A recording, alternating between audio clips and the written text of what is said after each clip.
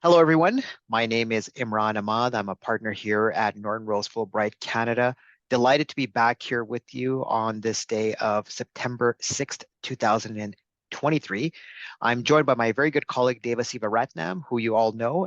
He will be providing us an update, as he does every single month, on privacy law developments here in Canada.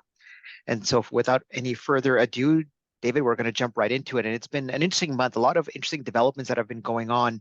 Maybe just to start the discussion, the first one, which I found very topical, is this generative AI code of practice consultation that I said is undergoing right now. So can you talk a little bit about that for us? Sure, Imran, thanks. So ISED, which is Innovation, Science, and Economic Development Canada, announced that it's hosting roundtable sessions in which it's seeking some stakeholder feedback on a Canadian code of practice for generative AI. So they say that this feedback is going to be used to shape the development of this code of practice, which would provide voluntary guidance to companies developing and using AI systems. And the idea here is that it's intended to help companies prepare their processes and products before we get to the stage of formal regulation under Bill C-27 or whatever legislation and regulatory framework actually goes through.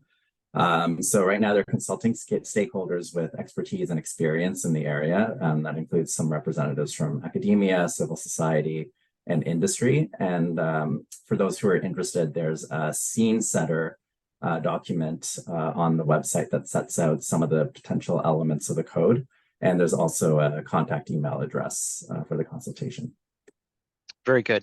So one of the things we're going to be doing starting this month is any kind of documents that you reference, we'll be providing hyperlinks either in LinkedIn or on Twitter or otherwise, so our audience can readily access them as they wish.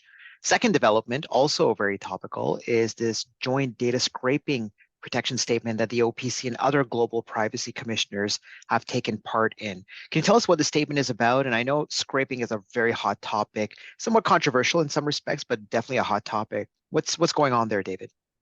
Right. So in this statement, so data scraping generally involves the automated extraction of data from the web. And in this statement, the regulatory bodies outline some key privacy risks and regulatory expectations around data scraping.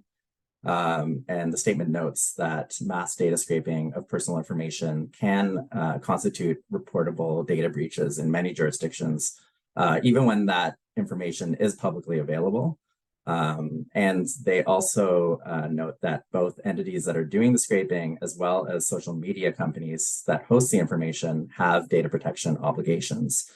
Some risks of data scraping that they highlight include targeted cyber attacks, identity fraud, and surveillance through means such as facial recognition data that's scraped. And the statement from the regulators suggests some controls that social media companies should implement to mitigate risks, such as taking steps to detect scraping when it happens and to take action against data scrapers. And it actually sent this statement directly to some well-known social media companies.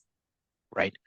You know, it sort of reminds me a few years ago, I had this great conversation with another privacy lawyer, and she mentioned to me, just because information is publicly available online doesn't mean it's necessarily public information. So totally see the privacy angle on that one.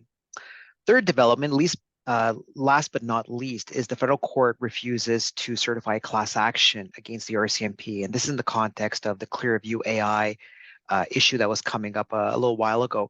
Can you talk a little bit about that, David?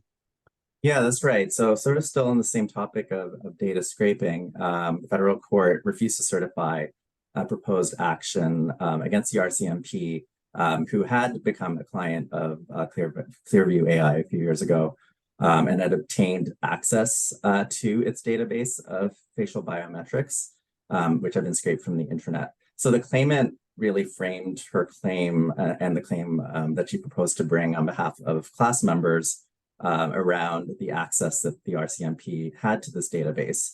But the court ruled that she hadn't pleaded any material facts that the RCMP had actually made use of any of the class members' biometric data. So there was no reasonable cause of action in the court's view. So everything was framed about access to this database, but no actual use of it. And it's worth noting that the RCMP is no longer a client of Clearview AI. Gotcha.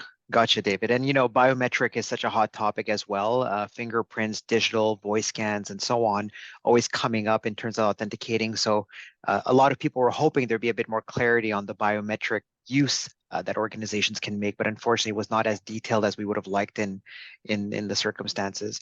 And with that, I think we've covered the top 3 developments for the month of August. And as always, thank you so much for being super concise and to the point on these key developments.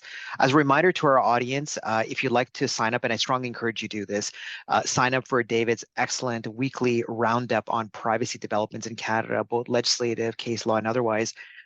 Please send either a note to David or myself, and we'd be happy to add you to our mailing list. And with that, we will see you back next month. And thanks again, David. Thanks, Imran. Thanks, everyone.